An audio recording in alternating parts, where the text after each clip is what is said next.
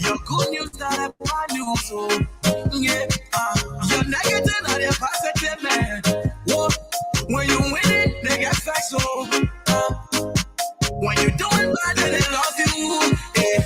I will shine on my haters. Yeah. I will flex on my enemies. Yeah. I will shine on my haters. Yeah. I will flex on my enemies. Kamu suo bomba, suo bomba.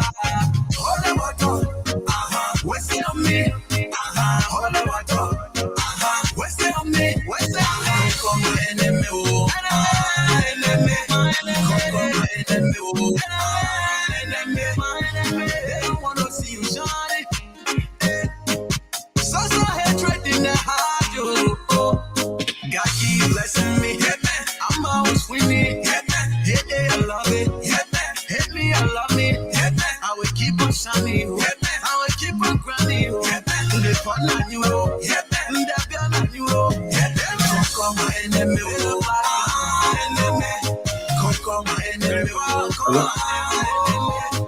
conquer my enemy.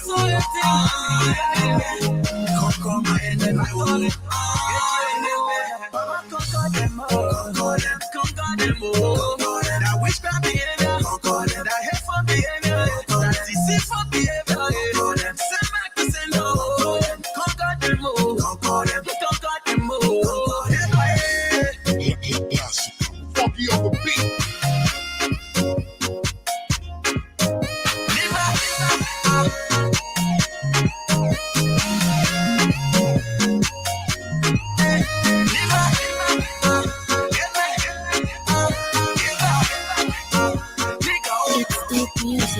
Conquer my enemy, enemy. Conquer my enemy, enemy. Conquer my enemy, conquer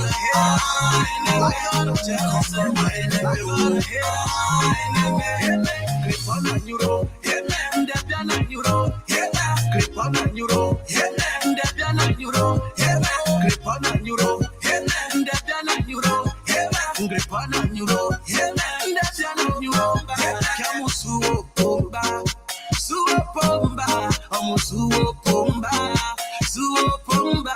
conquer my enemy, enemy, conquer my enemy, enemy, conquer my enemy, enemy, conquer my enemy,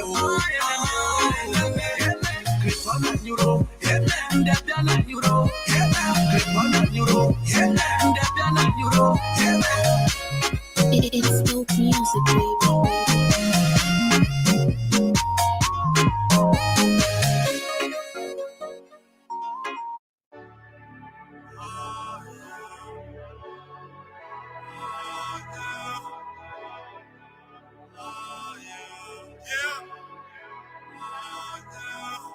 Every day and night, every night and day, I wanna love your body, girl, in every single way.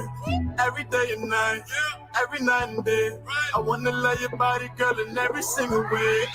We have to tell it and we getting it on. Baby girl, tell me what you wanna do. Yeah, right. We can stuff on the bed, bath and beyond. Baby girl, tell me what you into.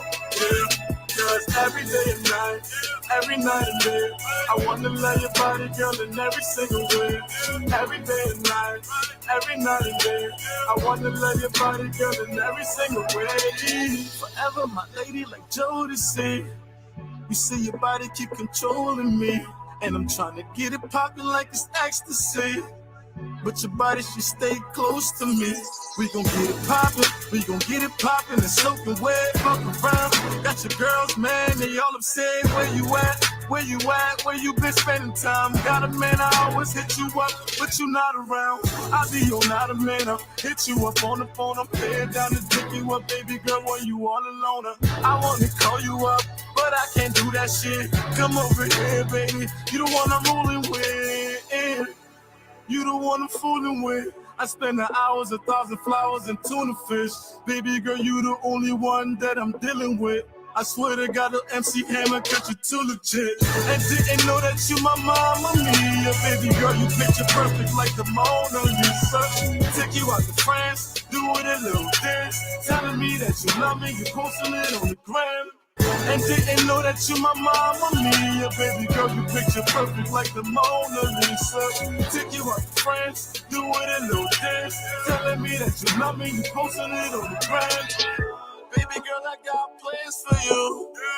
Better yet, I made plans for two. Take your time, let me admire you. And baby girl, we get it poppin' like we supposed to do. We can start from the stairs, girl, I promise an hour. After we done with charades, we can jump in the shower. I'll tell the world that it's yours, baby girl, that it's ours. Anything that you need in life, baby, I got you. Baby girl, you the one, boo. Cause you to be the one time to top I turn to. Girl, I really love and I do admire you. You the one that I need. Baby girl, you the one, boo. Cause you to be the one time to top I turn to. Girl, I really love and I do admire you. You the one that I need. Yeah. Every day and night and day, I wanna love your body, girl, in every single way. Every day and night and day, I wanna love your body, girl, in every single way. We have to tell it and we're getting it on. Baby girl, tell me what you wanna do. Yeah, right. We can stuff on the bed, bath and beyond. Baby girl, tell me what you into.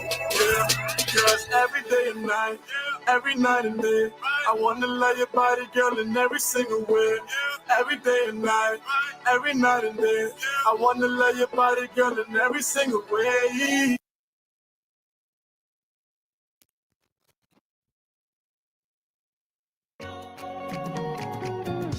The city of Philadelphia in Pennsylvania comes alive from the 24th to the 26th of June 2022 with the first annual convention of the Zion Grove Baptist Global Fellowship. The convention kicks off with a meet and greet event on Friday, June 24th at 919 Bedford Avenue, Colander, PA 19023. Then on Saturday, June 25th, from 9 a.m. to 2 p.m. is the business meeting and will be held at the First Presbyterian Church, Lansdowne and Greenwood Avenues, Lansdowne, PA 19050. On the same day, from 6:30 p.m. to 12 midnight, a reunion ball will be held at Crown Creative Space, 2 to 8 East Baltimore Avenue, second floor, Clinton Heights, PA 19018. The dress code for the ball is formal. Then on Sunday, June 26th at 11 a.m., a divine worship service will be held at the First Presbyterian Church, Lansdowne and Greenwood Avenues, Lansdowne, PA 19050. Don't stress, as there is an arranged hotel for your accommodation, the Holiday Inn and Suites Friend Boulevard, Drexel Hill, PA 19026. Yes, it's the first annual convention of the Zion Grove Baptist Global Fellowship. Let's continue to work in the vineyard of the Lord.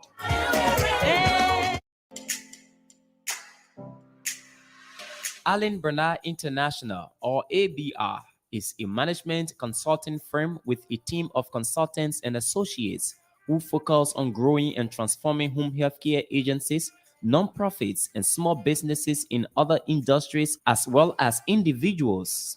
Our services include ABR Business Support Services, ABR Accounting and Tax Services, and ABR Anti-Money Laundering Compliance Services.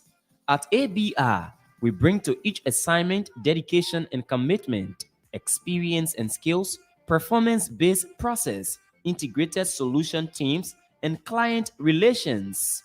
For more inquiries on our services, call phone number 469 378 3955. That's Allen Bernard International, or ABR, transforming business through ideas.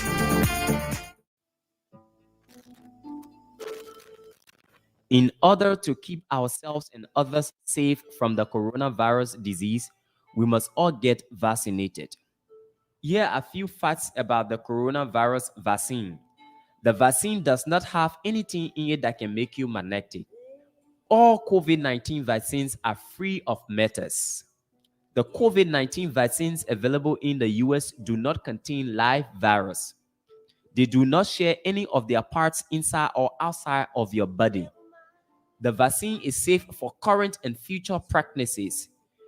There is no proof showing unsafe results on taking the vaccine for current or future pregnancies, which means pregnant women can also take the vaccine. The COVID-19 vaccine does not change your DNA. In fact, it has absolutely no interaction with your DNA. The vaccine does not cause you to test positive for the virus. It is untrue, as none of the vaccine will cause you to test positive in a viral test. Therefore, the vaccine is safe to use. Get vaccinated today and stay alive. A message sponsored by the African Career Education and Resource Incorporated, or ASA, in the state of Minnesota. When you are coming to Liberia, the first thing you think about is getting your way in and around the city. Now, you don't need to worry about that because LIB Executive Shuttle has that covered for you. We have our luxury private and share ride options, scheduled airport services, business or corporate travel, daily rental in and around Monrovia.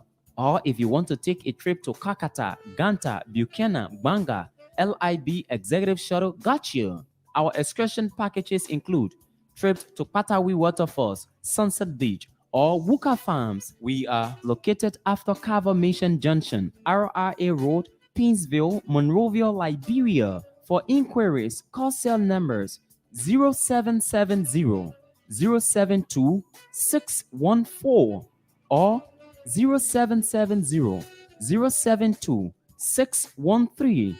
Better still, call our USA number on 001 301 750 1336. LIB Executive Shuttle. Let us do the driving for you.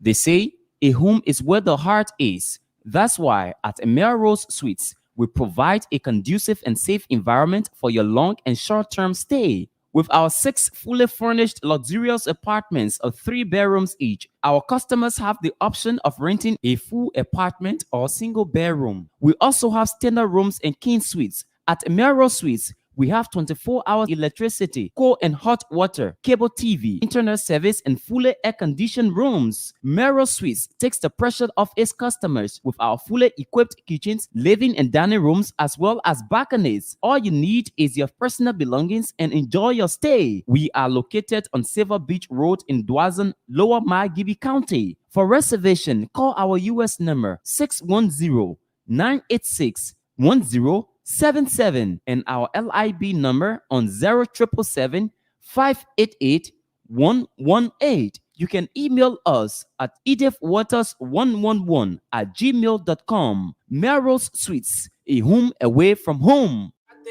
after party, yeah. Party after party, yeah. There's one place, and that place is the place you can find all your party supply. It's Models D Party Supply on Camp Johnson Road. It's Models D Party Supply. Has all and every kinds of party supplies you need, ranging from party dishes, plastic tablecloths, Disney party banners for kids, flowers for weddings and parties, balloons, different colors and sizes, party dishes, different colors and sizes, gift wrap papers. We also do the following: rental services, chairs, tables, chair covers, table runners, and chair sarge. You can find them all. Modus D Party Supply. Our quality products bring you in, and our low prices bring you back. That's why we are Modus D Party Supplies. Contact us on Cam Johnson Road, Monrovia, Liberia, next to Yes Transport, or call us on 0777 671 814. 0886 777 665. Another banger, baby, calm down. Pinter One of Delaware.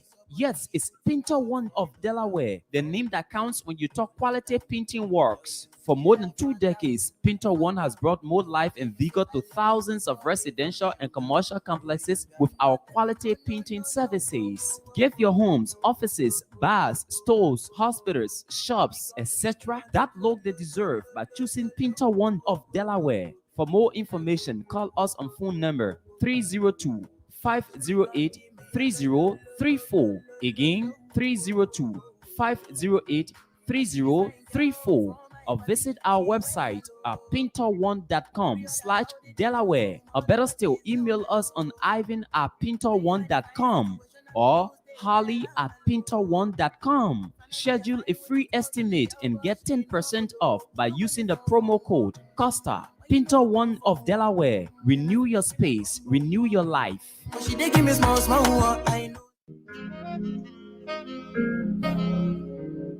Peter Massaquoi Insurance Agency is the name that counts when you talk quality and affordable insurance services. Located in central New Jersey, Peter Massaquoi Insurance Agency provides homeowner insurance, commercial and business insurance, auto insurance, life insurance, and a lot more.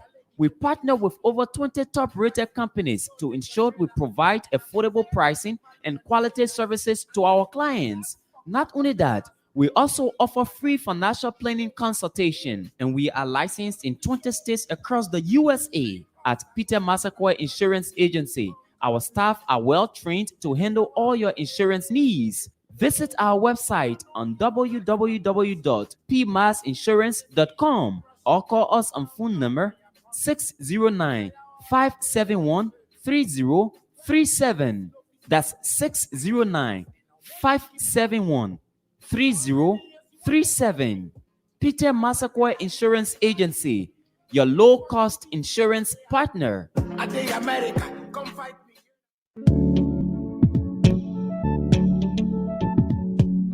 We all know the headache we go through sending money to our loved ones, friends, and family in Liberia. High fees, long lines in banks, the usual complaint of the system being down, such a waste of time and energy. That is why I was very happy when I learned that SendWave is now in Liberia. So now I can send money anytime from anywhere directly from my smartphone to the MTN Lone Star Cell mobile money account of a loved one, friend, or family within seconds for just a tiny fee. So download SendWave now to your phone from your Apple Store or Google Play Store. Add your details, and don't worry, they are very safe and secure, and start sending money today. Don't forget to insert the promo code COSTA to get free $5 credit added to your first transfer. SendWave is secure, super fast, and by far the most affordable way to send money to Liberia. I'm Henry P. Costa and a very happy customer. Thank you. Welcome to the program. You're listening to the Costa Show. Today is Monday, the 20th day of June, 2022. The time in Monrovia is 10:31 a.m. The time in the United States of America, specifically on the Eastern Seaboard, state of Delaware, is 6:31, and we are glad to be here. Good morning to you, Buckeye. Good morning, Costa, and good morning to our many listeners. Like you said, we are glad to be here for a very brand new week again as we gradually approach the Lofa by-election. Yep. the Lofa by-election is happening in exactly 8 days from today. 8 days from today, Lofa County will have a brand new senator to fill the vacant seat created by the dislodging of Browning Samukai. I would call it the draconian dislodging of Browning Samukai. So, Joseph Boakai, the most important political leader from Lofa County, will be making his way to Lofa this week to canvass for support for Galakpai Kotima. Have you ever met Galakpai Kotima, Boakai? I don't think I've ever met the man. Not yet. No, not yet. Neither have I ever spoken with him. But I hear he's a well-known son of Lofa. He served Lofa as senator and superintendent. And now he ran before unsuccessfully, of course, for the Senate, and he's running again. So we'll see how that election will go. He has the support of the Unity Party, which is extremely powerful in Lufa. The support of Joseph Human Boakai does carry a lot of weight, or the most significant political weight in Lufa is wielded by Joseph Human Boakai. Ain't no doubt about that. A number of things here, Boakai. So the CDC had their program, the so-called 17th anniversary. Yeah, but I gotta talk. I gotta handle something here. Talk, please. Carry So on. CDC hosted a program over the weekend, and it was all about the 17th anniversary, and they were like celebrating that special day of their party. There were a lot of things said there by the president and a lot of other people that we've been naming here on the show. Join them. It wasn't surprising to us here at the Costa Show because we've been saying it here. Those are some of the things that when we sit on the show, we tell people that this particular person is in a real opposition, or this person is XYZ. Some people say, oh, you hate the person, you just want to blackmail the person, you just want to do this and do that.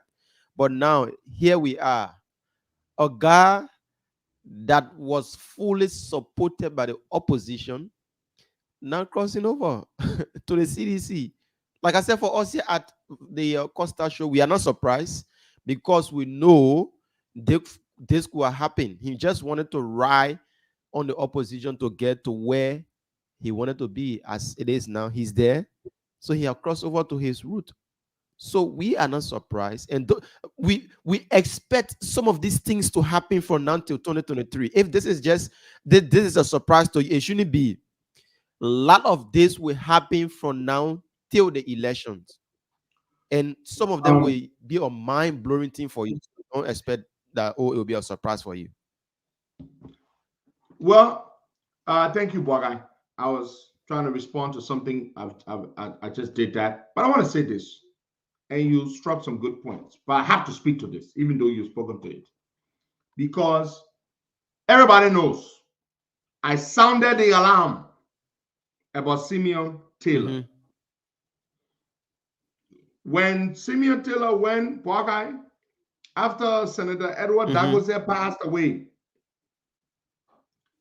and he went, even though we had a candidate from the CPP, Mrs. Daba Vapila. Simeon went and registered himself, or his people had him registered to run, and it was a problem. I remember the ANC folks said they could not withdraw him because they had no power to withdraw his name from the Elections Commission. I told them from the beginning, I said, this man has jumped from party to party to party to party to party. For the one Senate job, this man had joined 4 different parties. From one party to another party to another party. Eventually, in 2020, he won the election after many previous unsuccessful attempts. Simeon Taylor has a 9-year job, Boakai. He makes good money 9 as senator. Why does he need to join the CDC? Why? Why does he need to betray the ANC? That's a big question. The ANC took a political risk with Simeon. They fought for Simeon. Mr. Cummings supported Simeon. Mr. Cummings went up to Mr. Cummings spent a lot of money, Costa. Yes, Ellis Cummings spent a lot of money supporting Simeon. And the reason Ellis Cummings did that because Ellis Cummings was convinced that Simeon Taylor was his guy.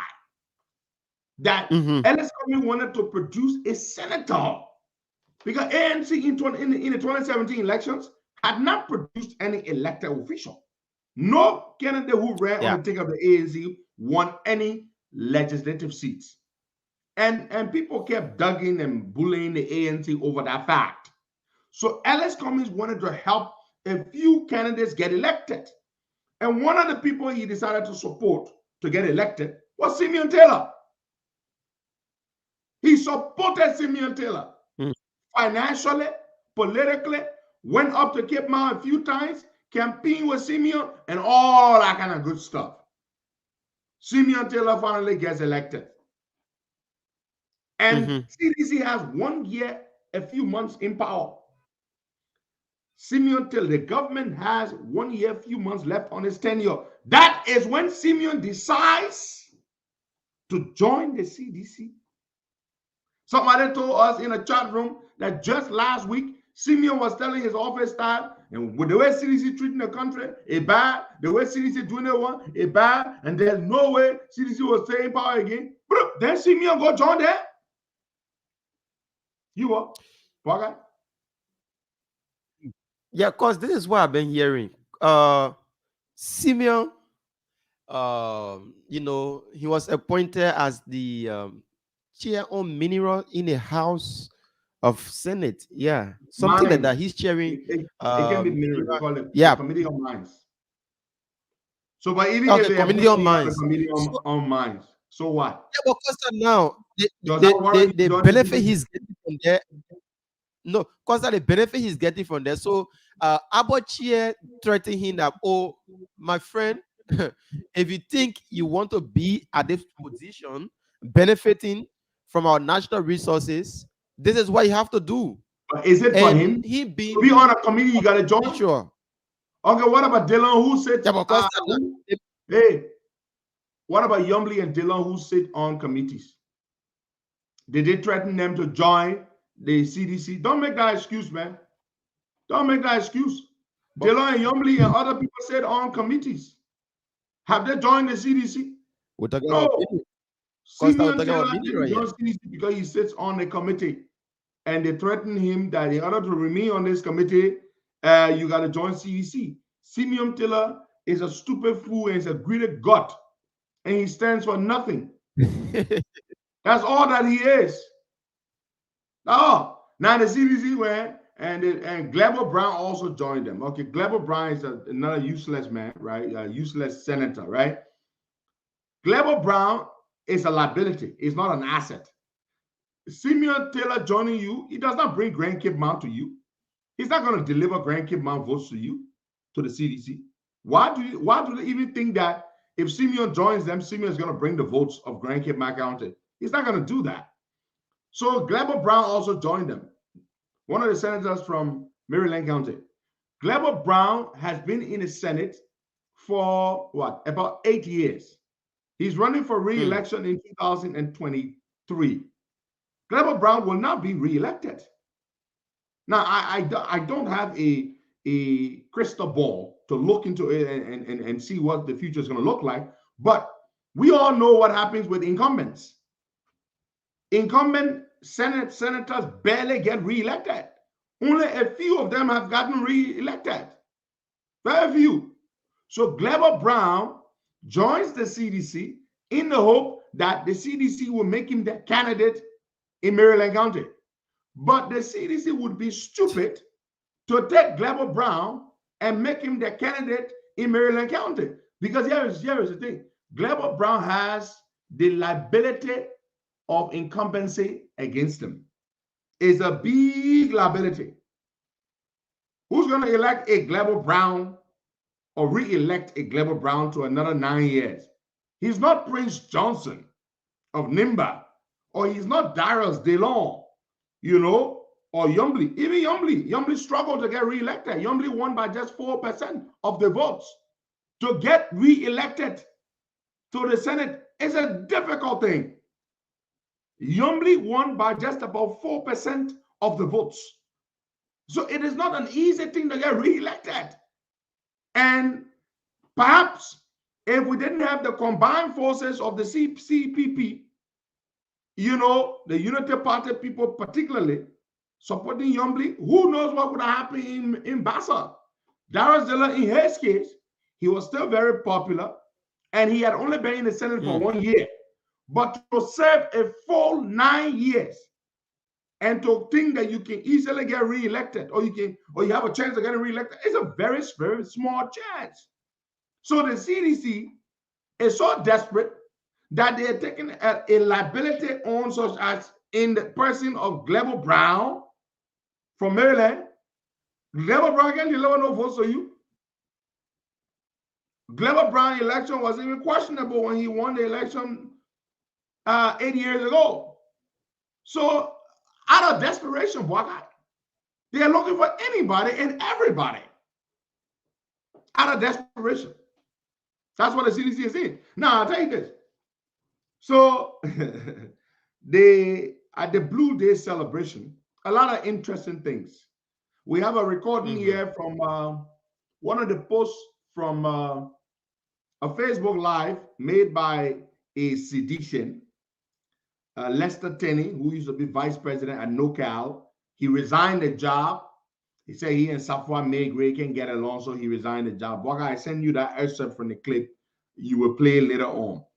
Lester Tenney still calls himself a sedition. Well, if he calls himself that, who are we to say he is not a sedition, right? Okay. The man says he's a sedition. So Lester Tenney says that the program, the Blue Day celebration, was pulled, that he tried to convince some young men in his community who he knew were seditions before to go with him on that day in a chartered vehicle, but they all declined, and they said they had no interest in going to the Blue Day because they are disappointed the CDC government failed them. Anyhow, apparently George Weah was very happy. He danced the Booga dance at the program. Did you watch him dance the Booga? I saw it. And I saw a deputy minister post on Facebook in response to describing the president dancing Booga. And he said the president dancing the popular Booga dance is to show that it demonstrates how in touch or connected the president is with the young people. So we see the president dancing Booga. So it means that the president is very well connected with the masses. So the masses should appreciate that. When you see Joia dancing Booga, your stomach empty, but you're supposed to feel good and go to sleep and say, yeah, at least the president can dance Booga. So that means the president is connected with me. He can watch social media. Yeah. And these are the kind of people these are the people who will be propagating the CDC message in 2023. Yeah, that is their message there. The president is very well connected with the masses. The president can then Booga dance. And Costa, the president made a lot of statements on that program the last time. President George Weah expressed extreme gladness for continued support of Liberians. Says citizens are eager to keep him as their leader until 2030. This is from OKFM. They're reporting this morning. Oh, he has the it right. leader indicated that it is. But Yeah. the man got it right to say he will be in power for 6 more years. That is right. Yeah. And everybody got a right to wish what they want. There's something called wishful thinking. Yeah. Exactly. So the man say he But will the be man in still power have on to the believe, 2030. Costa, like for me, I would normally sit on the show. We say, oh, the president he shouldn't think about re-election, but they will feed the CDC and even the president seeing the contract like this and thinking that he can be re-elected. My brother, that that the should man send a right. message out there. Freedom The of people thought, freedom of wishful thinking. There's something called freedom of wishful thinking, and they got freedom of expression. If you have freedom of expression, that means you got freedom of wishful thinking. The man got it right. The man said Liberia will keep him in power the 2030. Okay. That is citizen who when you see dancing Buga dance, they can be like go and get full. Those people will follow him. And when he dancing Buga dance, that means he's connected with the people. Fine. Yeah, the president is very well connected. Somebody told me Joey gave 7,000 US to all of the contestants of the Miss Liberia pageant. What guy? Have you heard that? Yeah. Joey Nope. gave 7,000 US each to all of the 15 contestants in the Miss Liberia beauty pageant. Wow. That is from our souls. 7,000 times 15. Yeah, we're looking for money to bring our sisters back from Oman who are in need. We're not talking about beauty pageant. We're talking about people there who in need. Yeah, listen to the one I'm talking about. That 105,000 US dollar. I don't know math. I had to go to my calculator. They said Jawia get 7,000, 7,000, 7,000, 7,000, 7,000, 7,000, 7,000, 7,000 times 15. To all the 15 beauty queens from all the 15 counties. I know the man wants to show balance. Balance. He care about all the queens. So the man investing. That is investment. Investment in the red bank. Because why you think we all getting 7,000, 7,000, 7,000? When I heard it, I was like, what? That's $105,000 to 15 beauty queens who are participating in the upcoming Miss Liberia beauty pageant. 7,000 for each person. Why do you think he made that investment, Waka? Why? What Like is your view? to be connected with the youth, to be connected with the youth, and also, like you said, balance. He won't be connected to the youth. He want to be seen. Yeah, he don't want to be seen as, oh, I'm only taking Grand Crew or supporting Grand Crew. Let me support everybody in the race because they are from various counties. Are you telling me we have better youth for 7,000, for 105,000 US than to give it to beauty queens? We have better youth. Our sisters we are giving them 7,000. Something wrong with you, Boga. I will ask you that question one more time. Why do you think Joia gave each of the beauty queens 7,000 US? Now, this is from a very good source. I'm asking you the question again. Why do you think he gave them 7,000 each? You know.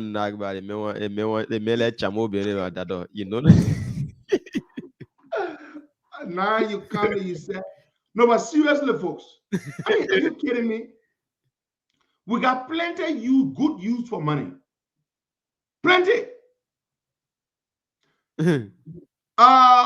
A few days ago, I think yesterday, Martina Konate, they brought additional 2 women from Oman, our sisters who have been held under bondage and in servitude in Oman. They brought 2 of them back yesterday.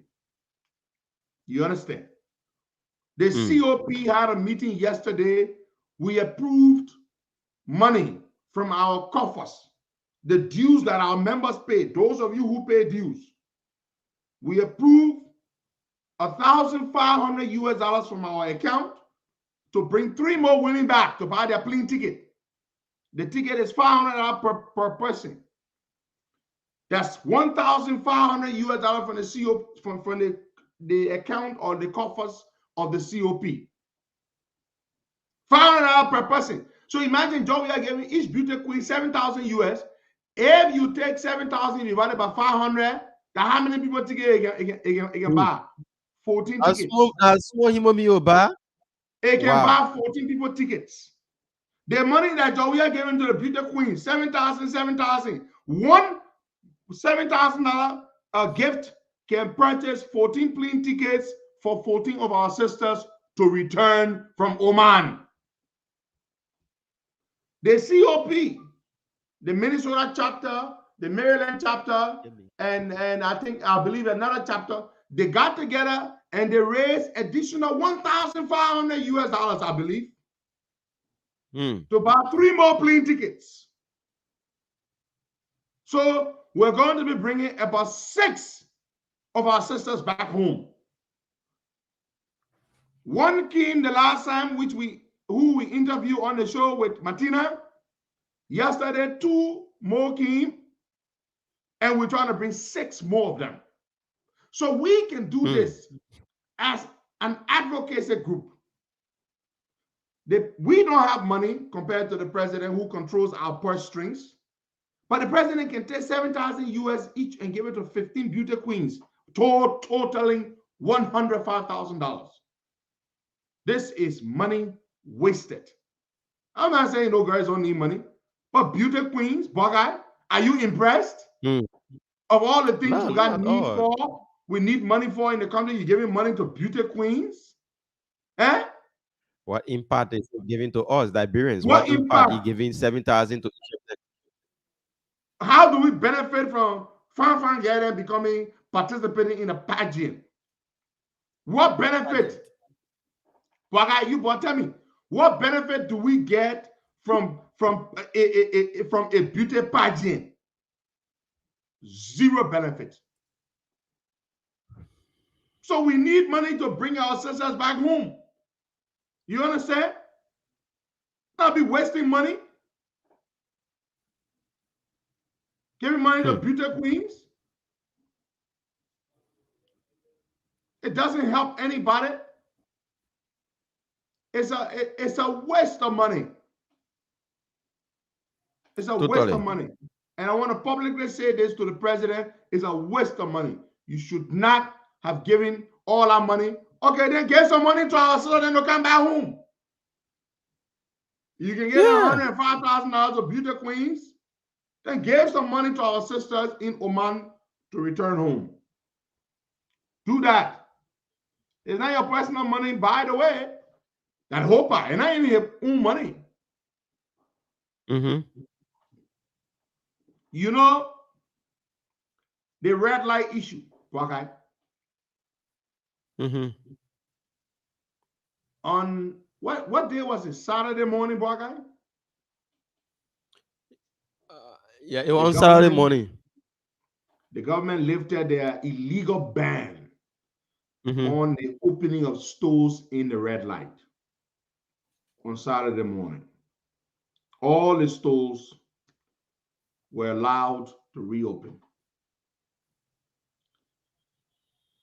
You know, the fact that these boys decided that they would do what they did for the second time in a year. They did it before in February. Stores were ordered closed for 11 good days. It affected businesses, as is to be expected. Then they did it last week from Monday to Friday, 5 good days. This is economic sabotage, Waka. I got my goods in my store, you shut the store down. Illegally, not through a court order, you shut down my store. It's wrong, it's illegal. So they ordered the stores reopen. I don't know what's going to happen again. I don't know when they're going to get up again and say they're shutting the stores down. Why? Because, and they did this for a selfish reason. That is the part that pisses me the hell off. They want people who own stores to have to go and rent their stores in a red light. Because they own all the stores in the, at Omega. Mm-hmm. They built these stores there.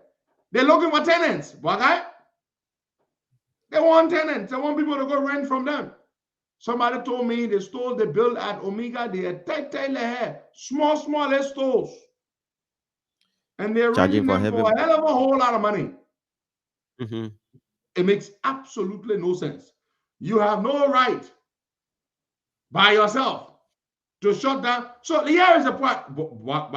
Number one, the stores at Red Light and the people who run in those stores, they all cannot fit at Omega. You don't have space for them. No. Nope. That's number one. Number two, even if you had stores to fit all of them into at Omega, what becomes of the stores at Red Light? The private citizens who own those stores, what becomes of them? So their store will just sit down there, nobody will do business inside. Nobody doing business there again. You see how stupid that is? So the people who built their stores spend a lot of money, build their stores at Red Light. So you're basically saying these stores will just sit here and nobody's going to do any business in them. That is stupid. It's unacceptable. That's why I say it's tantamount to economic sabotage.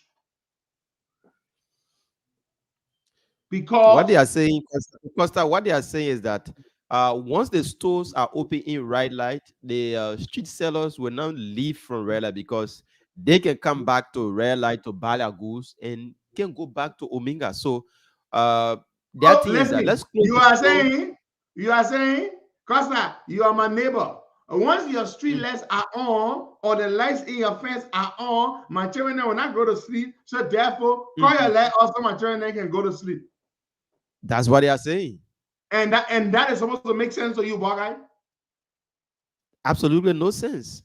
My light in my yard, I'm gonna turn it off because your kids don't want to go to sleep. They don't want to go in the house to sleep because my lights are on. Turn your lights off so my kids can come in the house to sleep. That's my business. You don't have control of your kids. You sabotaging the people's business so that in your mind the marketers who have market tables can move to Red Light, to Omega. That's not true. That's not why they're doing it. They're doing it for a selfish reason. They've built stores at Omega. They're looking for tenants to go rent or lease those stores from them. And so they're doing this. That is the reason behind it. It's got nothing to do with compelling the marketers to. First of all, Bagai, if I were those people, the first thing I'll do with Red Light and all the other markets that are right by the roadside, I will build a 12-foot or 15-foot tall wall. I will wall off those markets. You can drive through Red Light, you will then see one market man, one market woman selling market. Build walls. Put them behind the walls, Bagai. Everybody. Let them be selling that plenty, buy the real. They will be behind those walls selling those things. Nobody who plying those roads, remove them from the roadways. The way to do that is to build a 10-foot or 12-foot or 15-foot tall wall, a long fence, okay, from Central Red Light straight to Copacho Market. Let the fence go all the way to as far as Coca-Cola Factory Junction or something like that. Now there will be ways for people to enter, but build the wall, block the whole market, and then you pay the whole place inside there and treat it good and all that kind of stuff. And leave it with them. They will be inside, okay? Let them be selling the market. They will be inside the market. Let them be making noise and let them be doing whatever, but they will not obstruct traffic because they are behind those walls. That's how you do it. You go to Douala Market, where all that damn traffic it creates. You build a wall. You put all the market people behind the wall. They are all behind the wall. That's what you do. But you decide you want to build a new market at Omega. To get those people to relocate to Omega, it's going to be tough. Totally. It is going to be extremely tough. So now you say, Somebody said that's what they did in Conakry. There you go. I don't know what they did in Conakry. I've never been to Conakry, but I'm telling you, because I got head on my shoulders, because I'm a smart man, I'm not stupid, I'm not mumu. I know that the sensible thing to do would be to build a high wall and put all the market people behind it. They will be selling them or whatever. Their Duga Cred, their Buga, their whatever. Let them sell it behind the wall. As long as they are out of the way and they do not obstruct traffic, it's all right. Let them be behind the wall. That's what you do. But why you can't do it? Put the people behind the wall. But you say you won't carry them to Omega. You won't carry them to Omega. The people say they can't go to Omega because people don't want to go. The buyers don't want to go to Omega to buy anything from them. Because Omega far. Omega is far. So you're talking extra transportation to go to Omega market to buy anything, okay? Yeah. So who the hell wants to go to Omega? That's the reason why the people don't want to go to Omega. Build a damn wall. Somebody said there's a market in Ghana called the Kauai market. That's what they did in Ghana. I'm telling you, I get head on my shoulder. I can think. When I look at that thing, I say, look, how do you do that thing? Put a high wall behind, build a wall. Put them behind the wall. Let them be selling there. Let them be doing whatever behind the wall. Put them behind the wall. That's how you think, man. But you got leaders who are stupid people. They can't think. All the money you go build a market, now the people can go to the market. When you build a wall, your problem is solved. Bagay. You have a few ways to enter. Okay, listen. You have when a car bring you. Let's say you come from EW Johnson. You want to go buy in Railway Market, right? So you get down to Railway Market, the car will pull you down near the fence on the car road. Then you have the door and the gate. You enter the market. You enter the market fence. When you enter the market fence, you will be inside there. When you finish buying, you come outside. The only people that will be outside will be commercial vehicles. Only commercial vehicles. They will be outside.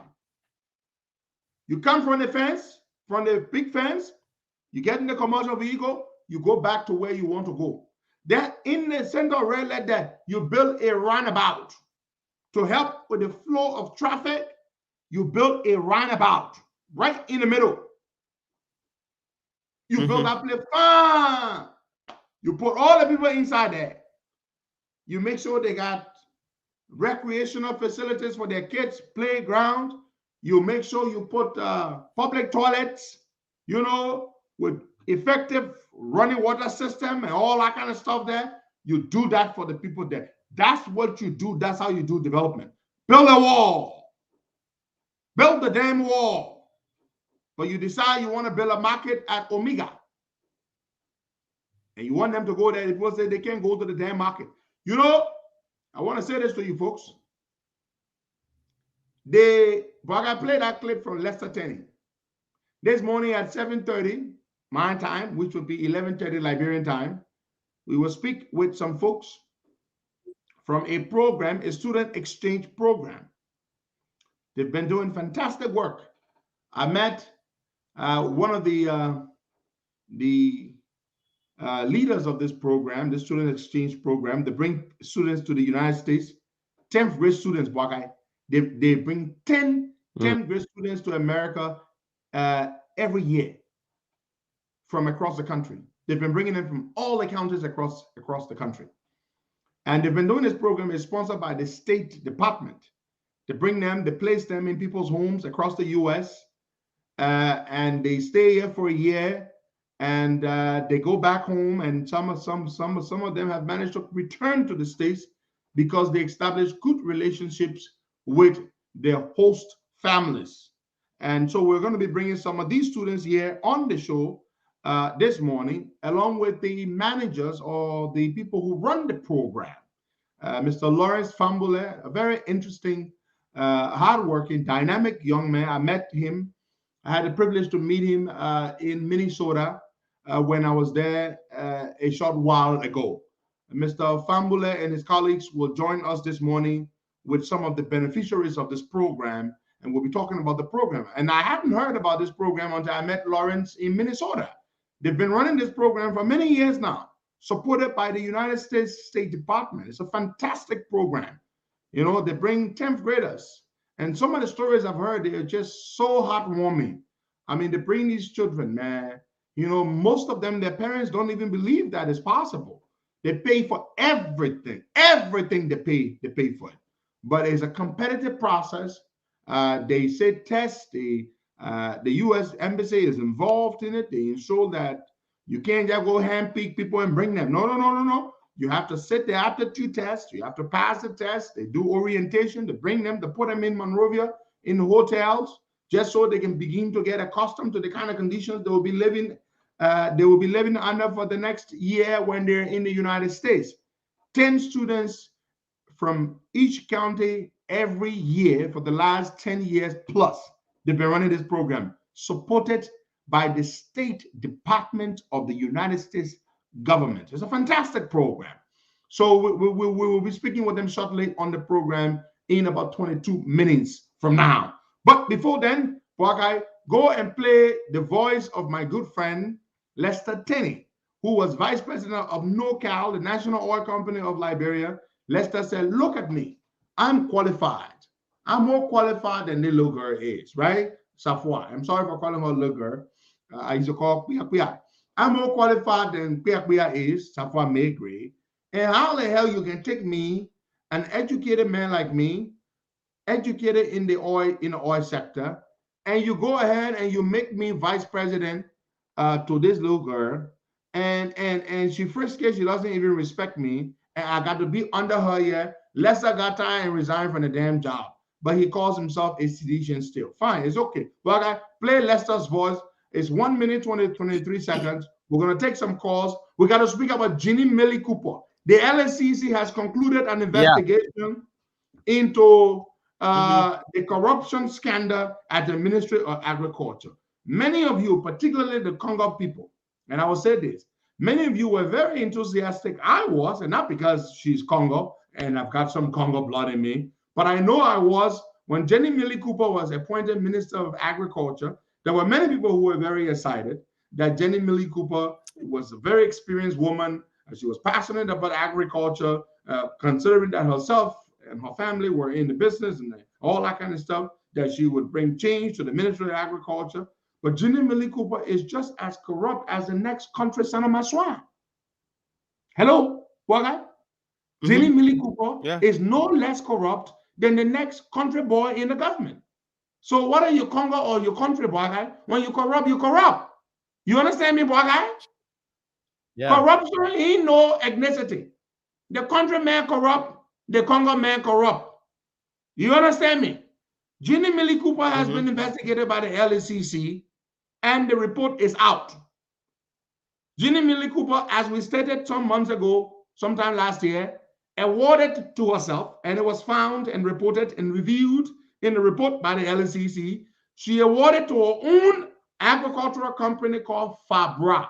They make rice. Have you heard of them, Guy? Yeah. Fabra makes rice. I have. Ginny Millie Cooper was caught. She awarded a contract valued at $180,000 to her own company called Fabra.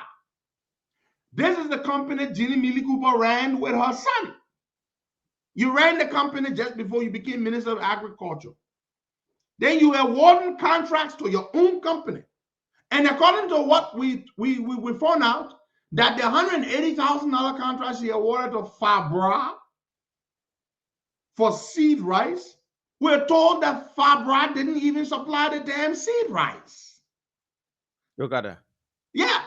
Not only did she commit conflict of interest, which is a most egregious crime, Ginny Millie Cooper, her company, didn't even supply the rice. And you see, that is why, that is the quintessential reason why conflict of interest is wrong. Because when you award yourself a contract or award a contract to an entity in which you hold interest, chances are that contract is not going to be well serviced because the beneficiary of the contract, the company to whom the contract was awarded, in which you hold interest, it's not going to be held to account. It's not going to be made to fully service or comply with the terms and conditions of the contract because you are already compromised. You have interest in it. So I'm telling you, whether you Congo or you country, when you are a rogue, you are a rogue. A country rogue ain't no better than a Congo rogue, and a Congo rogue ain't no better than a country rogue. Rogue that rogue. Educated rogue, illiterate rogue, that rogue. Mandingo rogue, Pele rogue, that rogue. Rogue that rogue, Bro. rogue that rogue. Ginny Millie Cooper, when she opened her mouth to talk, he said, talk at the woman, a decent woman. What? Look at the woman. I said she's a sophisticated Congo woman, but she's a rogue. Ginny Millie Cooper. So they say she awarded, and we said, didn't we talk about it last year, Boy? Yeah, we did. We talked about it here. Thank you. $180,000 in contract to her own company. And they never supplied the rice. Can you imagine that, Boy? This woman is a damn rogue. Now go ahead, Boy, and play the clip from Lester Tenney. We'll come back to Jenny Millie Cooper later on, the Congo rogue. Play the clip, my boy. Our man Lester Tenney. Okay, I'm trying to get to him quickly.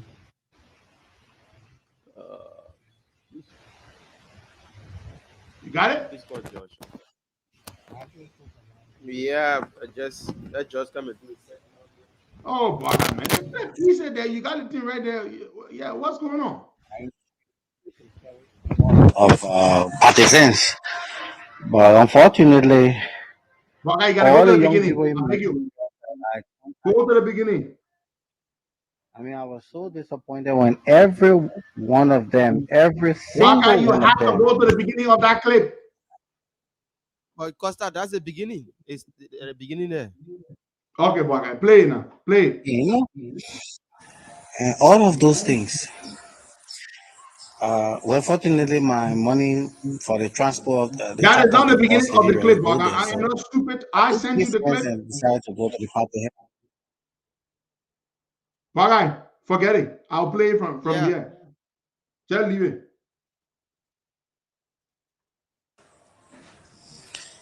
Okay. It's playing up from the starting.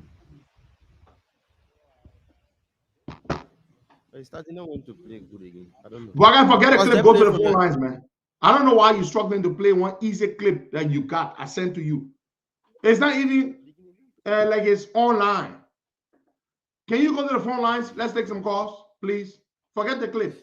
All right, 077-0102-102-86, 010383, 555 102 The WhatsApp number is plus 231 888 624171. That's plus 231 888 624171 are the numbers that you can call this morning and be a part of the discussion.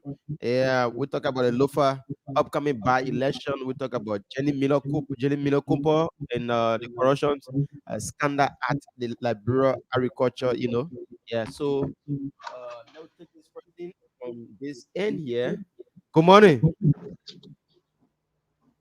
Good morning, Wakai. Good morning, Henry. Yeah. Good morning, Brother Rato. My name is James. Yeah, my name is James Rato Jr. I'm calling from Atlantic City, New Jersey. I want to allude to what Costa said about the guys getting reelected in a house. Costa is right. This is my reason why those men cannot get reelected in a house. Because 80% of them, they bought their way to get into the house. And when they get there, they will turn their back. And there's no way that the constituency that elected them will actually get a tenacity to say, hey, Mr. Brown is not doing what we elected him to do. let vote him out or let repetition. But you're not just leave him now because what we can do 9 years from now, let's just leave him. That what I said that made an indelible impact and have an impeccable character, they can be re-elected. So the chances of a senator getting re-elected in Liberia is very slim. We're still on inside. Thank you, Henry, and thank you, Waka. I appreciate it. Thank you so much. Thank you very much. From this. Good morning. Okay, this person here. Good morning. Good morning, brother. Yeah, welcome. Good morning. You're live. Welcome. Your name is joining us from. This is DJ Loma calling from M4. Let me say good morning to him, Pedro Costa. So, Costa, they stealing. They say the fellow is leader. No Liberian will tell you, say, President, we are being ruled is bad. For how the contract being awarded to the company. Even the role, the post that being the RIA role, they never been role before. They got how the contract awarded to the people. That the reason why he refused to keep Double Jala water because he knows Double Jala will be a those things. Double Jala will make sure the company fed the right way and the contract be given to the right person. But because of that, the president just put somebody in place that anytime they want to, they just say, oh, the president won the bill. And they just could now with the president and steal from the Liberian people. The president says of rule. So all of them are part of you say, now what's the program? They talking, oh, they're coming, well, go, yeah, that Jenny Kokomo, where were you and all that, yeah, because you ain't got nothing in place. They just brought to the Liberian star. You say what you have done. See that kind of money, the same thing happened with the election commission board. She stole that money, gave it to her fellow, said they're bringing people, I know what kind of people you work for. They stole that money today. She can't be prosecuted because they say no amusement. So the comment says for corrupt comment and for that other senior people that went that John CDC. Look, the teenagers want today to be happy tomorrow to be election because they were thinking of the scene where they think how they figure out of video while they may up. Senior terror, imagine when senior terror was not in power. They started, we returned to the capital building. Senior terror money was creating. Senior terror began the people that he was going to give all of them one more each because they put one work. And they say, yes, I work for the money. Only one girl to get for him to get that girl or correct money. But everybody has seen senior, okay, he get them one more. So that man now serious man, he's not a good man. But because he want to get or walk quick over there because of that man say you can see eye to eye, see when John CDC. Thank you so much. Thank you, DJ Loma. We have to make way for all. Let me say something. So Jenny Miller Cooper awarded this contract to Fabra. That's the name of the company. The company owned by her. And the company was supposed to supply 200 metric tons of 25 kg bags of rice. You know, 200. I don't know. I think that seed rice. I think seed rice. 200 metric tons of 25 kg bags of rice. And we're told that the rice was not supplied, or at least all of the rice was not supplied. Yeah. And guess what? Jenny Millie Cooper when she opened her mouth to defend herself, the way you hear her speaking, tell her one decent woman, she will be talking, tell her one decent, you will say, but the woman can steal, man. Maybe they lie on the woman, man. Maybe it's possible they lie on the woman. That's why you may hear. But she wrote, don't mind it. Let's go take some more calls there, boy. 0770102 the WhatsApp number, those in the diaspora, is +231 888 624171 0770102 0886 218 004. You know, those are the numbers that you can call and be live with us this morning. We also talk about CDC Blue Day celebration. What you make of that? You know, the president coming out saying hey, people that will keep you up until 2030. Yeah. Like the man right. Like the man right to say. Like the man right. Freedom of wishful thinking. Okay.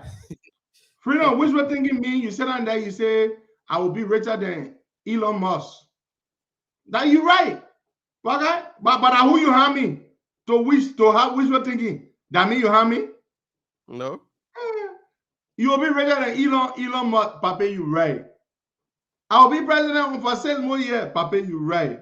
24 years I will be in power. Papa, you right. Let me stop there and wish my sister happy birthday to my sister Ivika Louis Sila all the way there in Japan with a beautiful family. I want to wish you happy birthday. Today is your day. I wish you many, many, many, many returns of this day. May the good Lord continue to increase your blessings and have a very good one there. Have a Japanese style birthday with some hibachi grill. Let's take this person. Good morning. Japan. Also to my young brother Mohammed Diallo, happy birthday to you, Mohammed.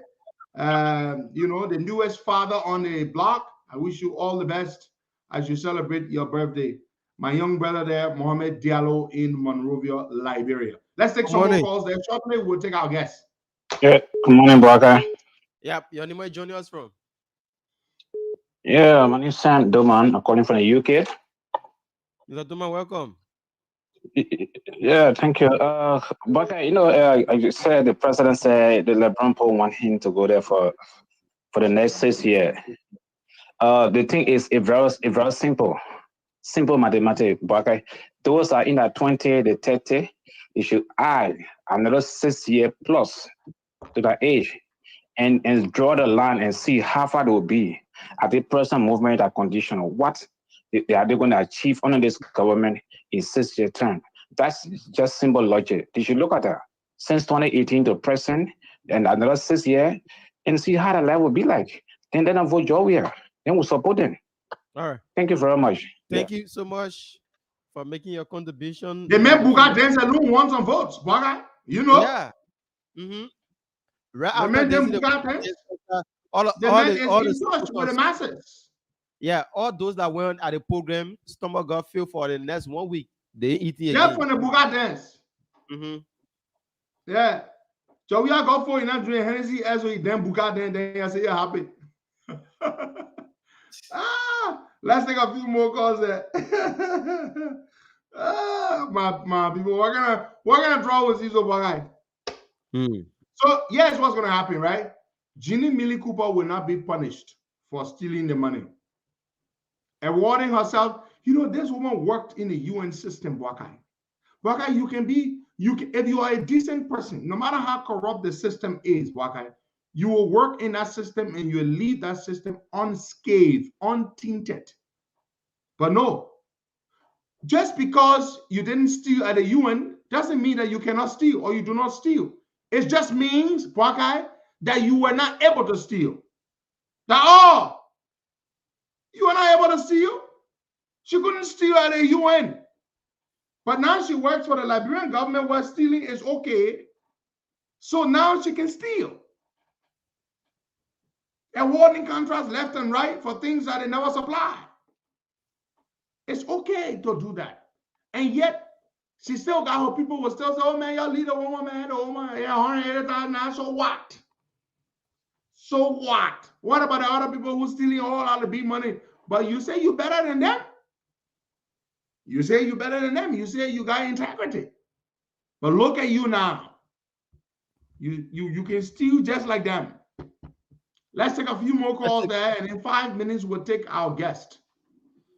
Good morning. Good morning. I don't know. Hello, good morning. Yeah, your name is joining us from?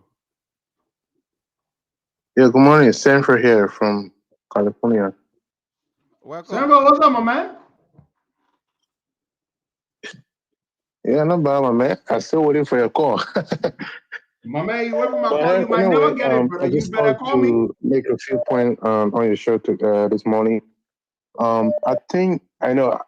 I'm not trying to like tell you what to do, but I think at this point we kind of approaching the election period, and so I think election voter education will be one of the key things we have to now start to approach, because we're looking at the way our people, you know, somebody can move them. Like that thing what the president was doing, Bukate, like you said, oh, he won votes on that thing. I know it's a little exciting, but if you look at it, some of our people, we are very like short-sighted. We just let things movement carry out. Hello? Yeah, you are saying that some of them are being carried away by that dance. yeah, and they are very short-sighted, and we let their like short moment carry us, and then at the point where we cast our vote before we realize that we just did something stupid. So we have to be able to like conscientize these people, like make them to understand, like, okay, you know what? All these things that we're doing, let's take a moment, take a deep breath, understand this is 6 years of your life. What will you do in a 6 year period? And who you should be giving your vote to. Your vote is like you telling somebody, like you asking somebody, I want you to do me a piece of job. And this job requires so and so thing. And so if you cannot live up to this point, I cannot hire you to do this job. So these are the voter education we should be teaching these people. Because our society is gullible and most important. I mean, most in fact, they just and we don't have a lot of educated people in terms of the majority and the way the society is going. Things are hard. People just get carried away by little cash. So we should be able to do the voter education and make sure that the people vote right. Because at the point we are at a crossroad. All right. Thank you guys for your Thank you, my brother. Thank you very much. Brother, let's take 2 more calls and we'll take our guest. All right, 2 more calls. Like Costa says, 0770-102-102. The WhatsApp number is +231 888-624171. Let's take this person from here. Good morning. Good morning.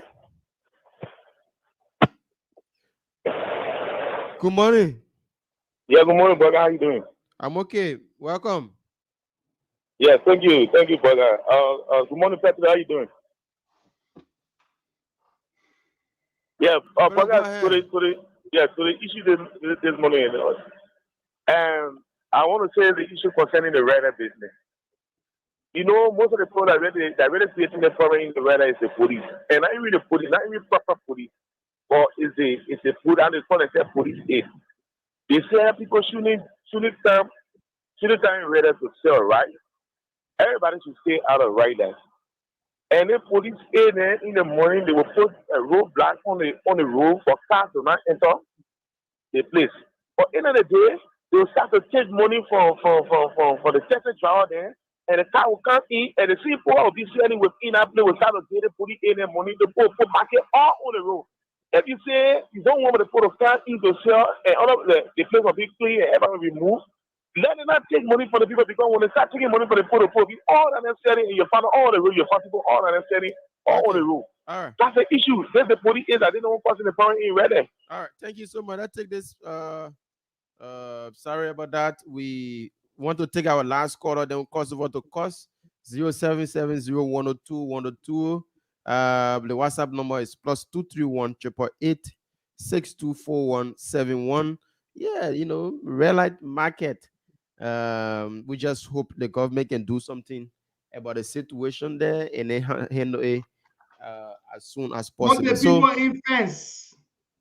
Put the red light people, the Douala people, all over markets, put them in fence.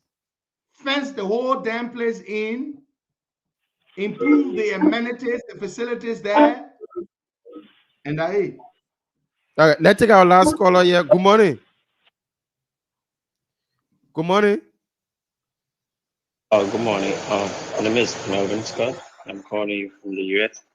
Welcome. I just want to. Hello? You are live. Go ahead. I just want to buttress what the previous caller just said concerning voter education. And I think it is much more necessary for us to, now start to educate our people how to vote. Because the perception that people say, even if I pull John run there, that Brock still remain like this, I don't think we need to continue, having that mindset. We will just give the people one shot. Like if the person comes there, if the person's not doing the right thing, remove them and put another person there. So that's the thing. Let's try to set people there. Let's try to educate our people and have the vote. Otherwise, like Brock, we will continue to do that anything our. All right, thank you so much. Thank you, Bagai. And that would be our last caller. We're now going to go and take our guests. We're supposed to have a number of them on. I don't know exactly how many. I believe I told them 5 or so. We have Leroy Belder. I hope I pronounced your name correctly. Leroy You got it right, Belder. sir. And we have D. Melvin Kamara Jr. We're still waiting for a few others to join us. They are from the program that runs, the organization that has been running a student exchange program between Liberia and the United States. Each year, for the last 10 years plus, they have been recruiting, scouting, recruiting, and bringing people from Liberia, students, 10th grade students from Liberia, to place them in host homes and across the United States, multiple states, and to go to school for 1 year. And it's a very good program. It is sponsored by the United States government through the State Department, a student exchange program. I didn't know we had such a program running until recently. And I was very impressed with what I heard. So we're going to be speaking with some of the people who manage this program and some of the beneficiaries of this program. I've heard some very, very touching stories of these young men and women who have been recruited and brought and placed, in schools across the U.S. and who have benefited. Aaron Zilli, Aaron, your device is not connecting. Your device does not connect. We're going to go to Brother Leroy, and we'll start the conversation with Leroy. Leroy, good morning, my brother. Welcome. Thank you, Costa. Good morning. How are you? We're doing great. Kamara, Melvin, good morning. Melvin, unmute yourself. Yeah, good morning, sir. How you doing? I'm doing good, Melvin. I'm doing very, very good. So, Melvin, I take it you are in Liberia. Is that correct? Yes, sir. I'm in Liberia. Granted, precisely. Granted, wonderful. Oh my God, when I heard the story about the Granted students, I just had a fuzzy feeling. It's just fantastic, man. Good to have you here. We have Remember E. Davis. Remember Davis. Good. We have a young lady joining us as well. But let's go to Leroy. Leroy will open us. Okay, we have Sifa Zulu. Leroy, tell us about this program, my brother. How does this whole thing come about? I think you're one of the managers of this program. Well, thank you, Mr. Costa. So the program is the Kennedy Lugar Youth Exchange and Study Program. Leroy, sorry, let me hold you there. Those of you who are not speaking, mute yourselves, please. Mute yourselves. Kindly mute yourselves. Thank you.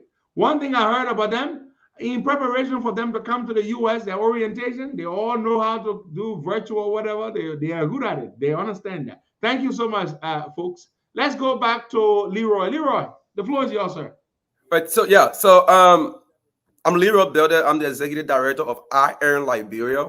I Earn is the organization that is currently implementing the U.S. government student exchange project in Liberia. So we started since 2012, and to date we've recruited over 80 students in Liberia. And part of our you brought to the United States. Yes. And part of our recruitment plan, we've been able to recruit across at least 11 counties across Liberia. So far. And we have a slot for 9 students. So we've been recruiting 9 students. And part of our strategy has been to have a gender balance in our recruitment. And every year we also recruit students with disability. And this current group from Grand Julia County, we're one of the groups that were recruited before COVID. That was in 2019. They never had the opportunity to travel to the U.S. because of COVID, so they were discouraged. All of them are from Grand Julia County. And luckily for them, after COVID, the U.S. government gave us the green light to start the program over. So we did not recruit new students. We went back to Grand Julia. Fair enough, Leroy. Yeah. That's very fair. So those students that were recruited are the ones are currently here. There are 9 of them. We have one disabled. She's not online right now. but we have 4 girls and 4 boys. I'm told you guys have a balance. There's gender balance. You have people with disabilities. It's wonderful, Leroy.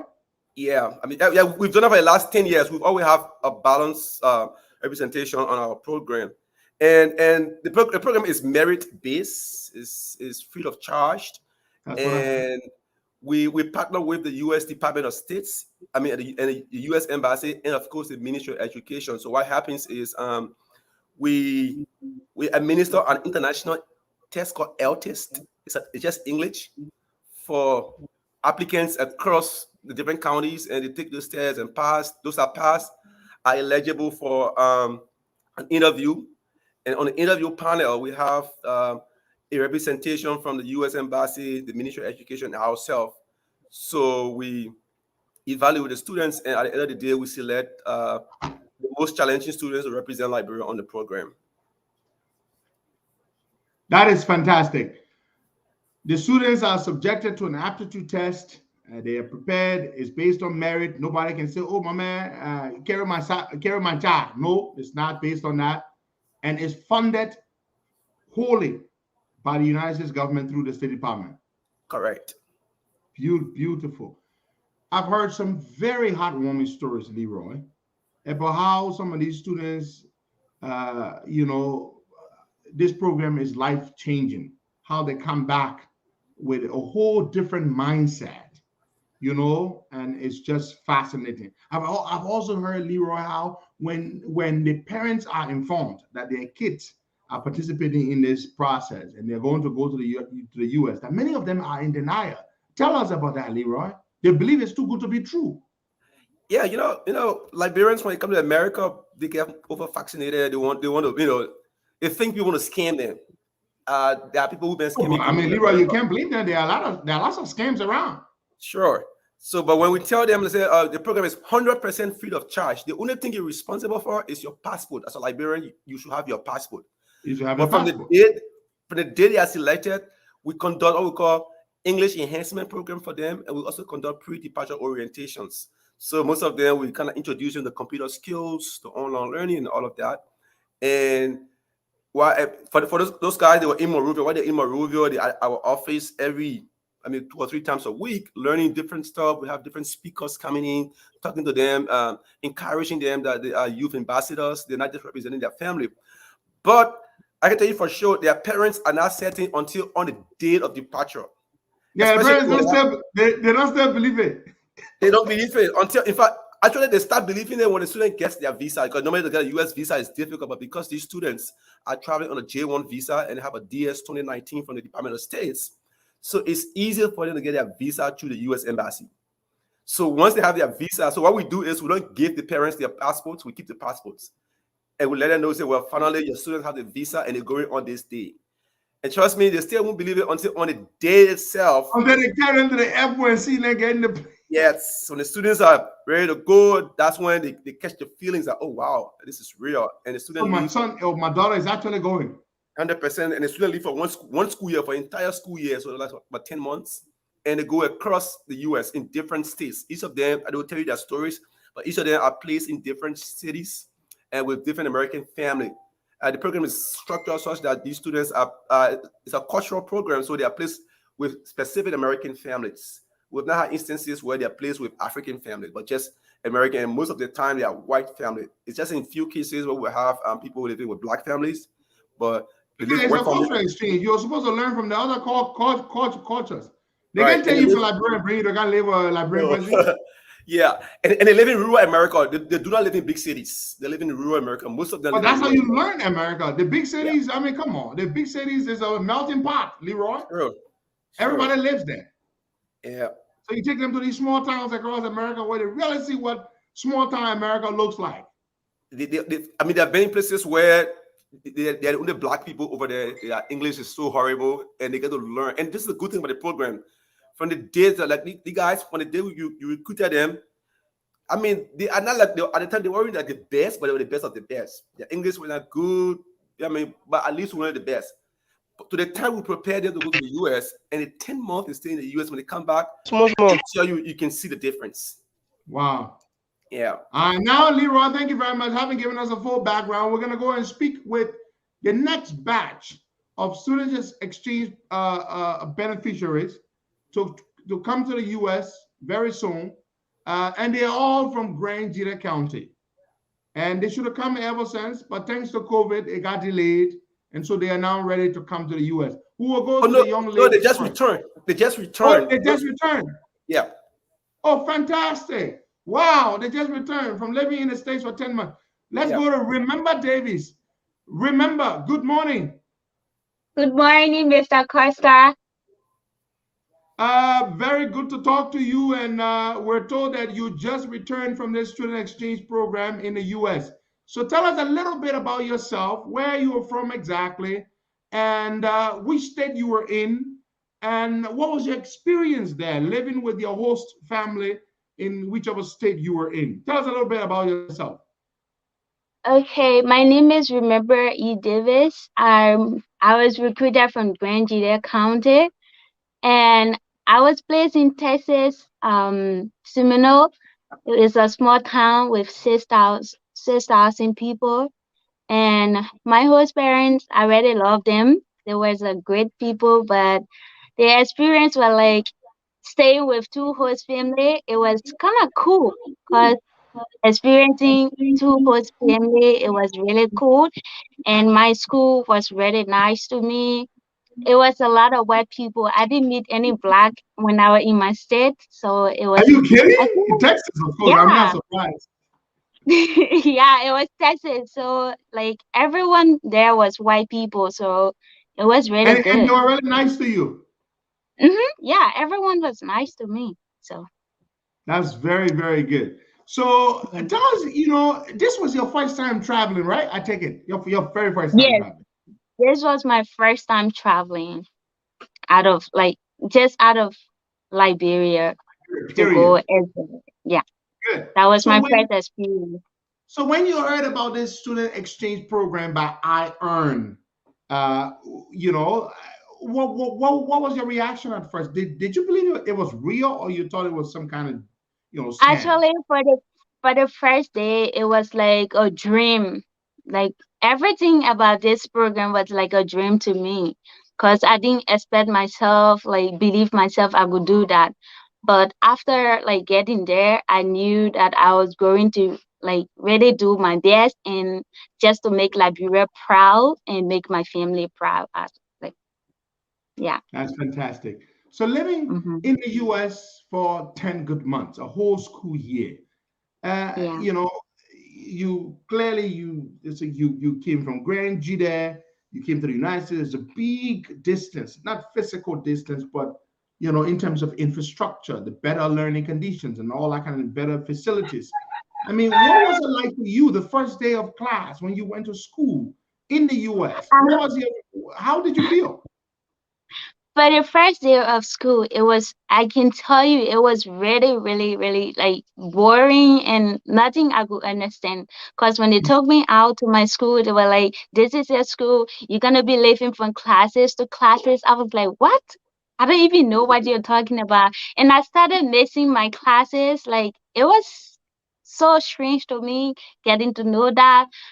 But as day goes, 1 week, 2 weeks, I started to start to go to my favorite classes. I just started getting used to it, and basically that's how it went. But for the first day, it was really crazy to me and boring. In Liberia, when you were in the 10th grade, you have one classroom. That's for the 10th grade.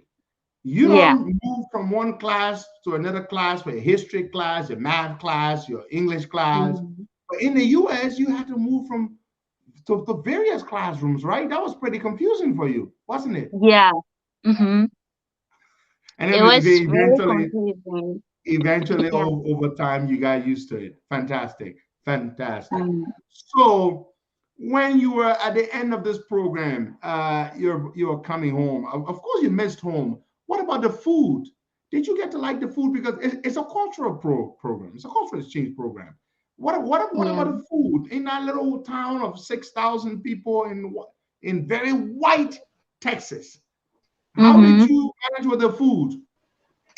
For the first day when I went to my host state, the food they gave me was chicken, grilled chicken salad. It was the first food I ate, the first American food, and I can tell you it was a lot. Like I just started to go to the bathroom and just going to the bathroom.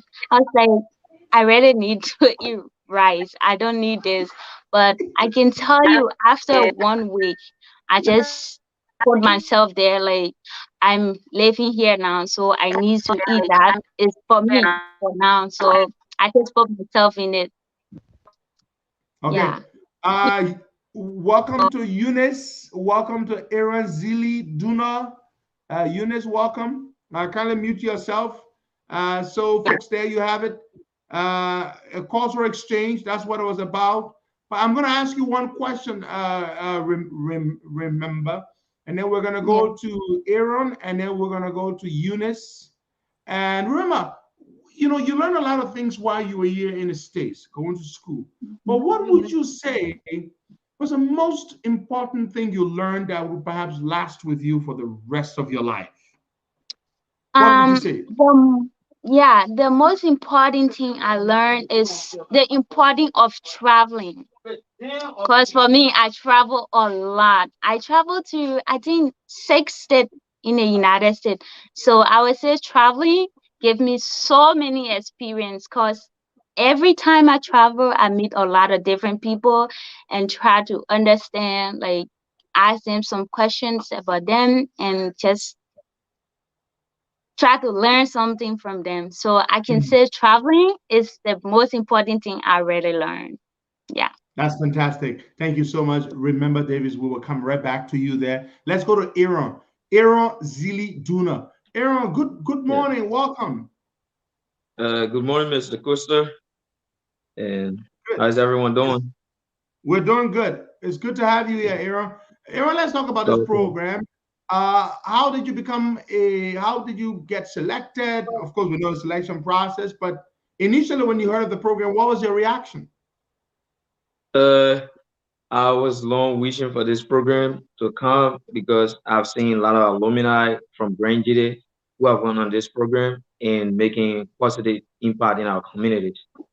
So when I first heard about this program, I was like, I need to take advantage of it because I've seen people who have been on this program and their impact in our communities. So I took advantage, and yeah, I am today. I'm an alumni, and I can probably say that. Yeah. That's fantastic. Aaron, when you were here in the States, which state did it take you to? I was hosted in Ohio State, precisely Toledo City. Toledo City. It's a wonderful city. I've never been to Ohio. I'm supposed to go there in August. So your host family you stayed with, I mean, when you arrived, tell us your experience. When you got off the plane and you arrived, Okay. You landed on American soil. How did you feel? What was your reaction? Yeah. I felt like I was dreaming for about a week. And after that, that was the time I actually realized I was in the US. It was like a dream, like maybe you're having like a really wonderful dream. It was a really great experience. My host family, they took me like their own kid, and I really miss them so much right now. Yeah, they were really, really good. That's amazing. That's very amazing. And Aaron, let me ask you a question. Let's talk about the food. How was it? How difficult was it transitioning from the palm butter, the cassava leaves, and all those nice dishes in Grand Jide County? Man, I had one of the best palm butter ever in Grand Jide in 2011.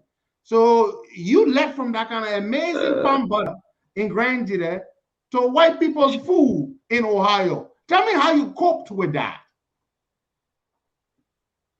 First, before I leave. Aaron, we're sorry, we're having trouble with your connection. Are you there, Aaron?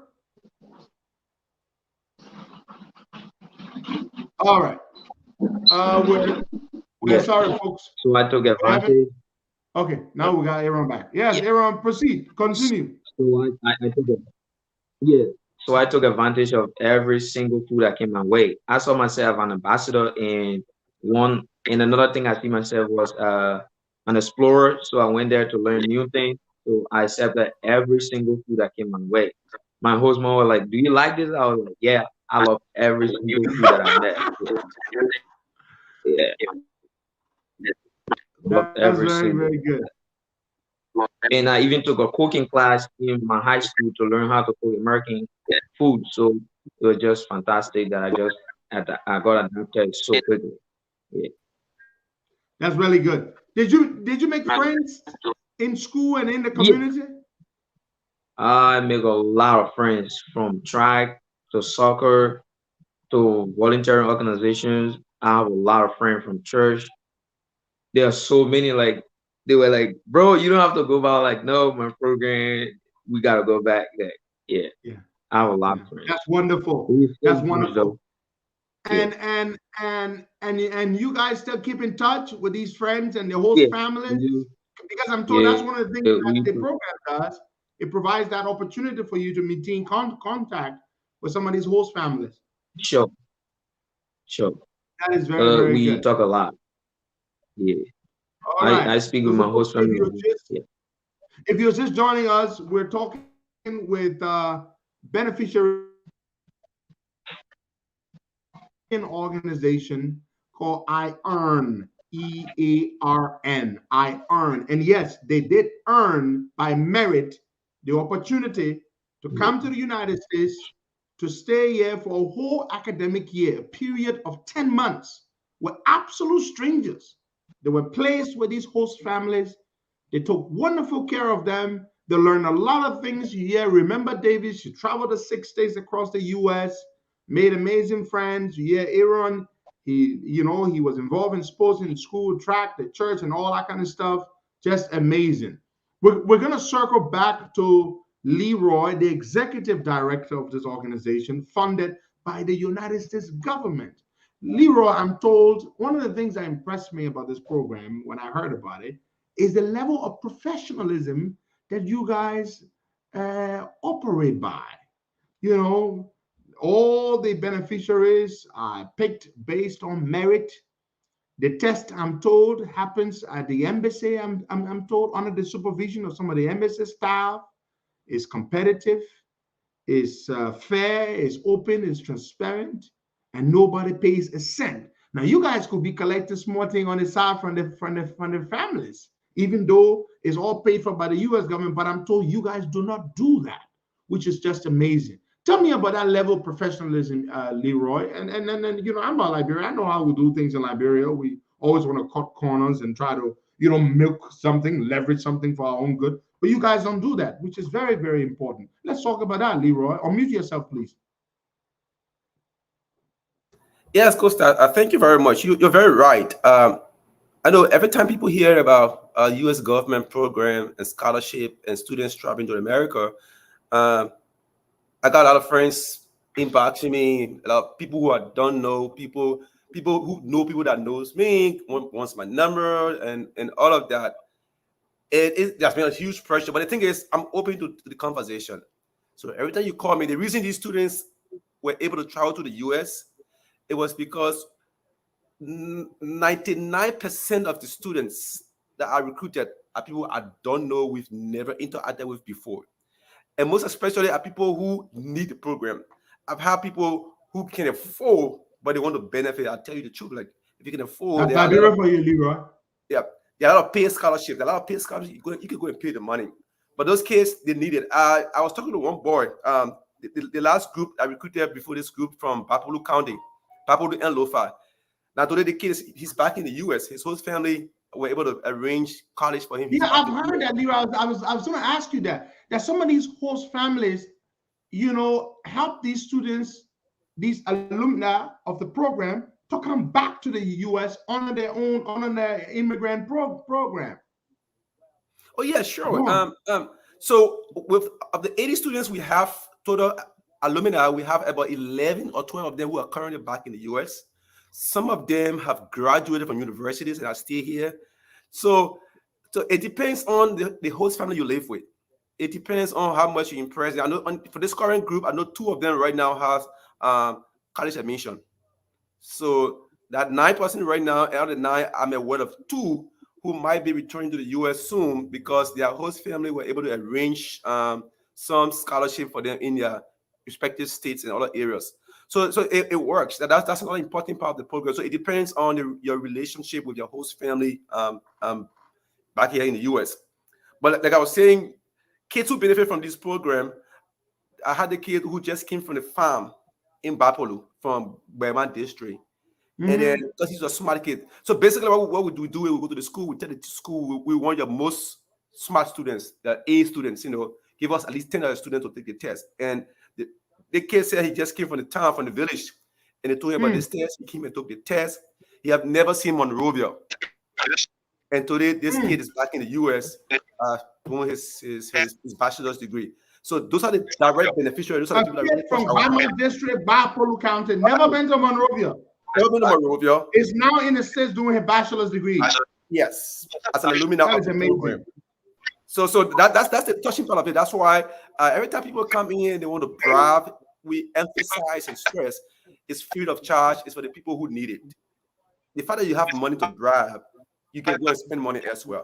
And it's unfortunate that we don't have the disabled students here, but most of our disabled students, like Peter Flumo right now, he's the vice president for Disabled Association, something like Liberia.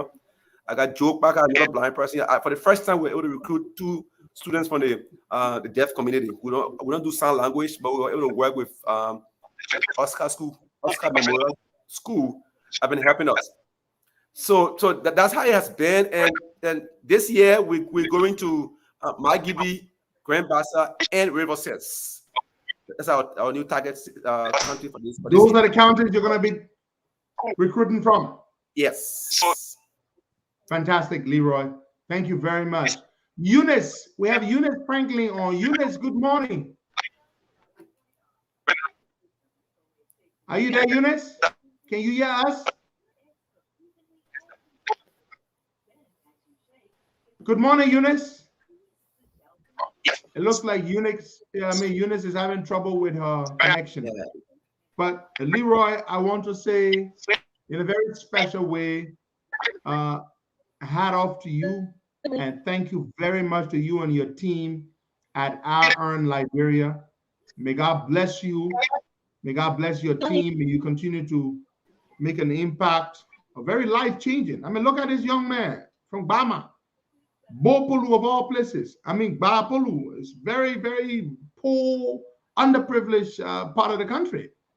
To be here in the States, just, and doing his bachelor's degree, is life. Do you know how much impact that young man would make in that part of the country where he's from, in the country as a whole? So it's a very, very important thing.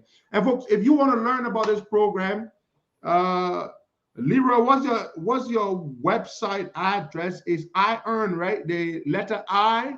Yeah, IEarnLiberia.org. Yeah, so it's I Earn Liberia .org. The I Earn, is it I hyphen, like a little hyphen? No, it's just an I lowercase I. I got it. Yeah. Fantastic. I got it. I wanted to post the website here. I believe I just did that. So this is their website, IEarnLiberia.org. You can learn more about the program there. Let's try again and see whether we can get Eunice on. Eunice, are you okay now? Can you hear us? It's so unfortunate we're having trouble with Eunice's connection. But I want to say thanks to all of you, the alumni of this, all of you, the alumni of this program, this student exchange program. Let the knowledge that you acquired. Now, Leroy, there's one thing I was going to ask you, and I'm glad it just came back to mind. I'm told that when these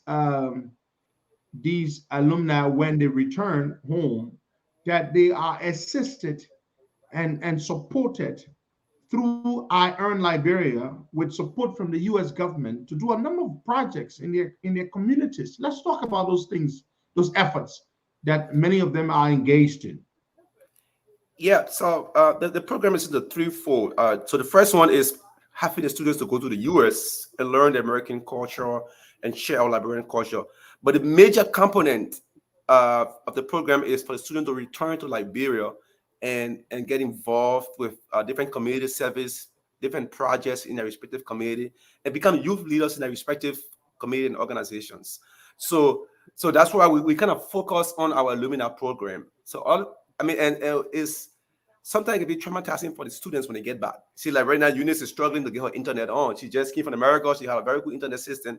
So we try to get them together so they can think of projects that they can do in their community, in their schools, in their church. And there are fundings available for them. So we got many grants of up to $3,000. All of them are eligible to apply individually or as a group. So they can apply for those grants and implement projects in their communities. So over the last year, in fact, we've had over, I think, 11 or 12 alumni who has benefited from our grants, for the mini grants program, and they are implementing projects in their respective community outside of Monrovia. So that's one good thing. And more than that is, as a group, every year they conduct projects during Global Youth Service Day. They have the earmarks projects in different communities across Liberia. And we try to work with the disabled community separately so that they can benefit. But most times we kind of overlooked the disabled community. So our disabled alumni are also benefiting from our project as well.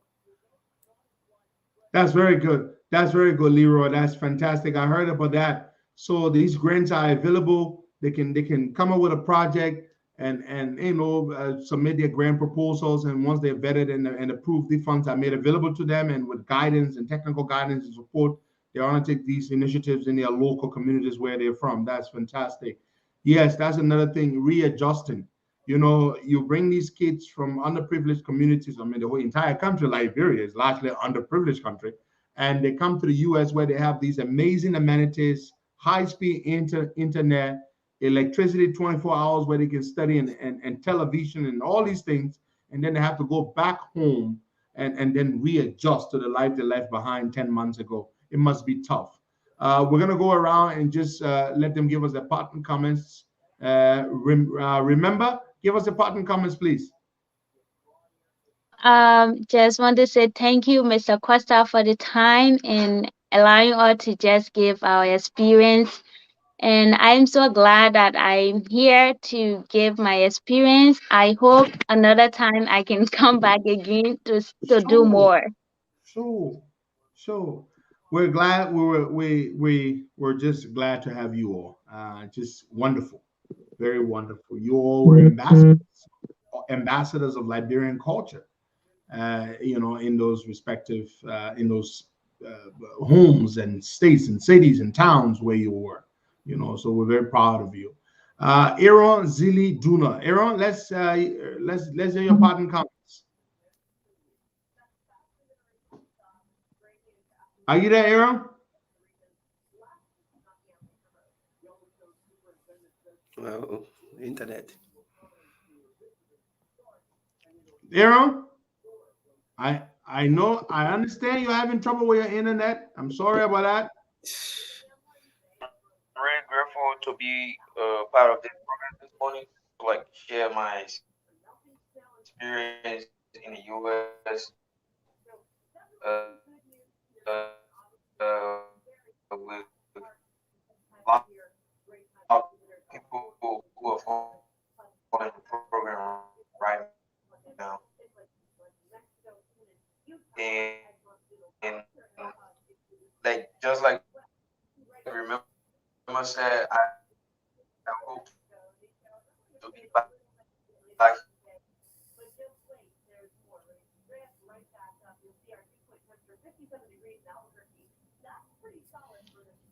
Aaron, we are very sorry there, but your connection is terribly bad.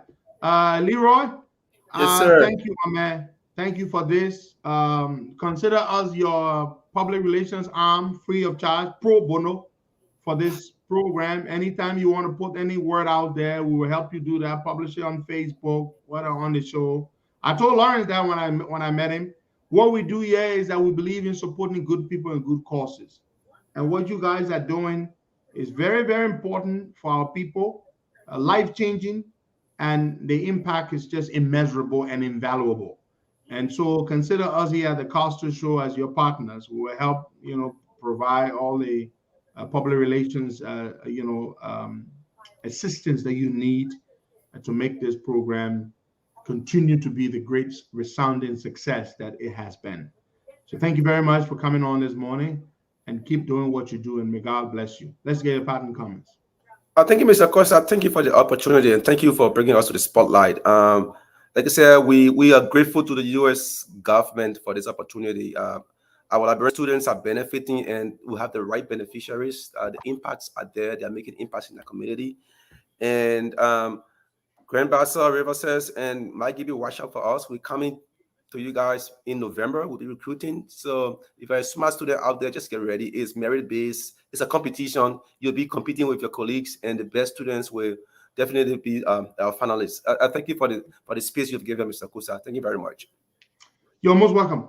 Thank you so much, folks. There you have it. Have yourselves a blessed day. We've been in conversation with I Earn Liberia. Mr. Leroy Beltdare is the executive director, and some of the alumni. They have come to the U.S. under the student exchange program, supported by the United States government through the State Department, and they are changing lives. It is fantastic. We were at the program, and Darlington Collins is the one who connected me with Brother Fambule, with them. And he kept saying, hey, there's a good friend of mine here, Lawrence. Lawrence would like to meet you, Lawrence Fambule. And I said, sure, I would like to meet Lawrence. And he told me some pretty good things about Lawrence. And I said, fine. So Lawrence came to the park when we were celebrating my brother's daughter's graduation. And he came, and we had a good time. We met and we exchanged numbers. And I said, hey, I would like to shed the spotlight on you guys. Just put them, just expose what you're doing. It's good stuff. It needs to be exposed to the public so people know about it. Because they've been doing this quietly for years, and it's been very successful. And I felt the public needed to hear that such a program is happening, and these guys are behind it. So thank you so much. God bless you all. We'll be back here tomorrow same time, 7:30, 6:30 Eastern time and 10:30 Liberian time. George, give me a call after the show. Bye-bye.